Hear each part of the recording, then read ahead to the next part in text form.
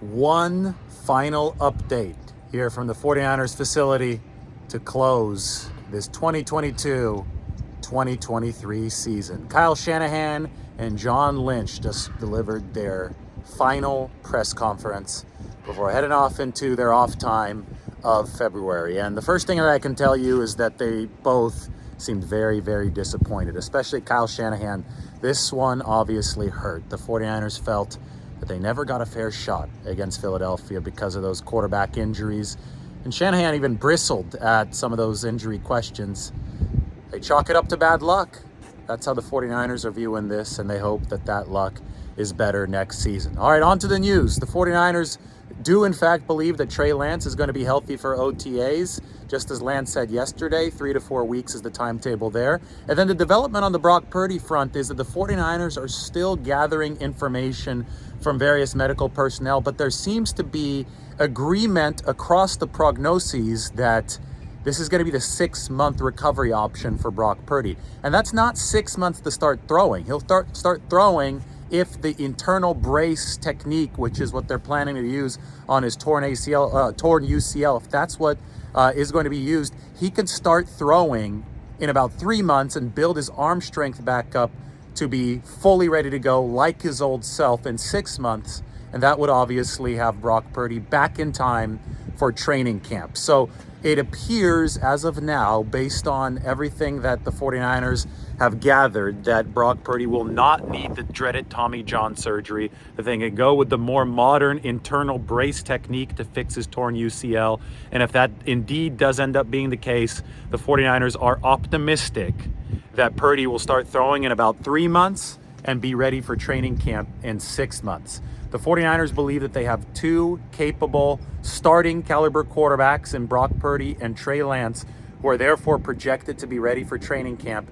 And on the Purdy front, that's obviously very, very good news. Now, that needs to be finalized. That decision has not yet been fully made, but the reports of him needing Tommy John surgery were not from legitimate sources, were not verified, and the 49ers do believe that Purdy and Lance will be available for training camp.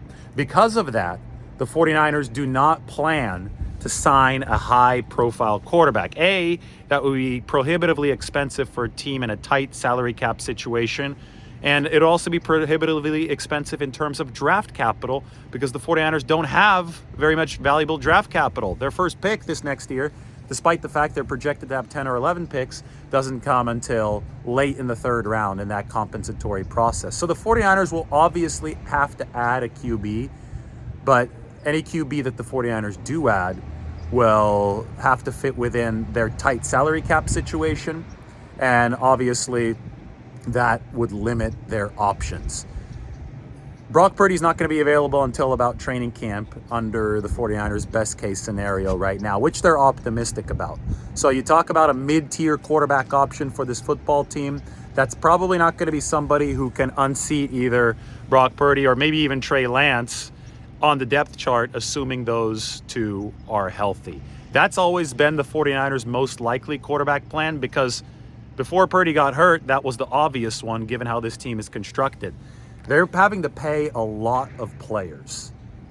That's just, when you draft well, as the 49ers have, you have star players in the fold. Ultimately, they come up for new contracts. You want to keep them around to maintain what you're building, and the 49ers are doing that.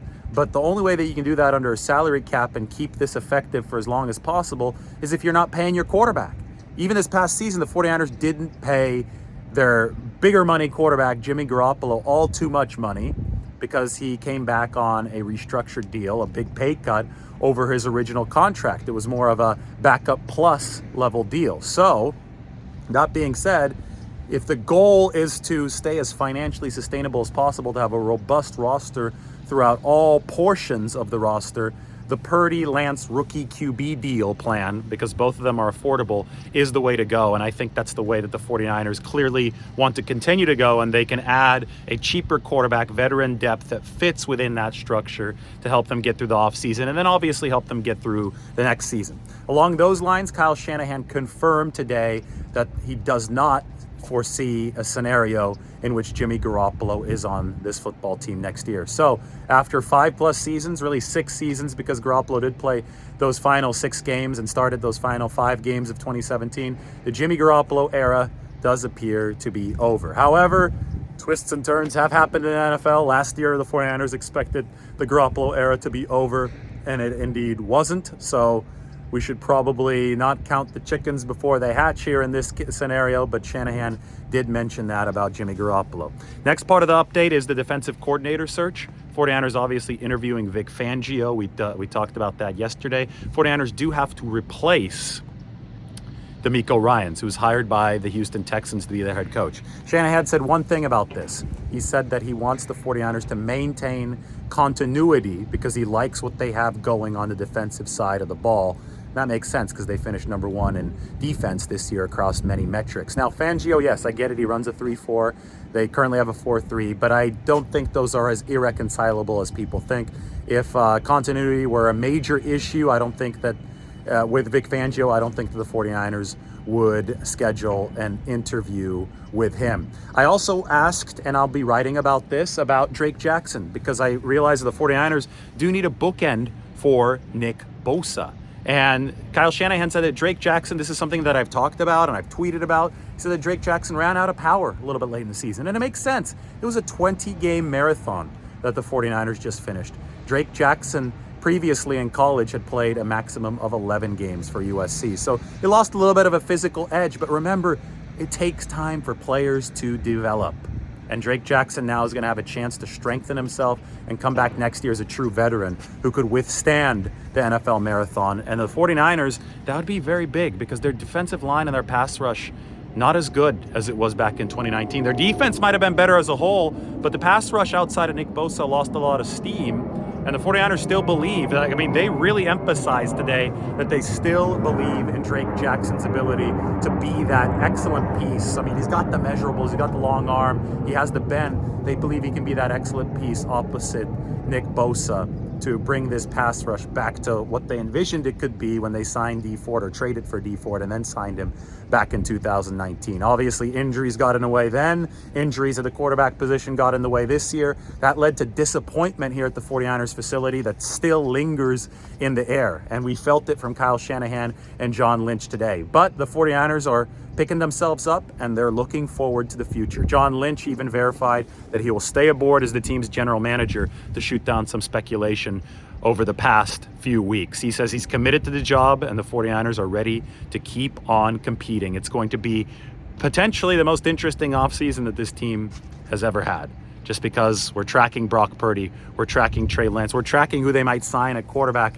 It's obviously very likely not going to be Jimmy Garoppolo based on what Kyle Shanahan said, but there's so many variables moving forward. And then we're also going to be following the contractual situation. Nick Bosa, Kyle Shanahan, it was John Lynch actually that said today that he does indeed feel very confident about the 49ers signing Nick Bosa to a mega deal. He wants Bosa to be the defensive player of the year, but that's going to be something to track over this offseason. How much money does Nick Bosa get? And how do the 49ers, who, as I speak right now, have $225 million in liabilities for 2023 spread out across only 45 players, how do they stay under the cap? How do they manage to field a team that remains as good as the one that they just put out there moving forward? It's going to be a challenge, but that makes the offseason awesome. So I want everybody to make sure you plug into the coverage. There's going to be a lot of good stuff coming out on The Athletic through our podcast and obviously on here. So subscribe to the channel so you could stay up to date on all of it. I will take you through everything. We won't necessarily have this as a background. Occasionally I'll be out here at the stadium whenever there's a reason to be at the facility, but I'll be all over the world giving you good 49ers coverage, maybe some good food coverage, and we'll all remember where it all started, right here, and this is where it's going to continue next year. Levi's Stadium, the saloon font and the red paint from the playoffs is still there. It's fading away. It's one last time to say goodbye after a great 2022 season. Everybody, thank you for following along. Hope you enjoyed the final update. We will talk to you all very soon. Take care.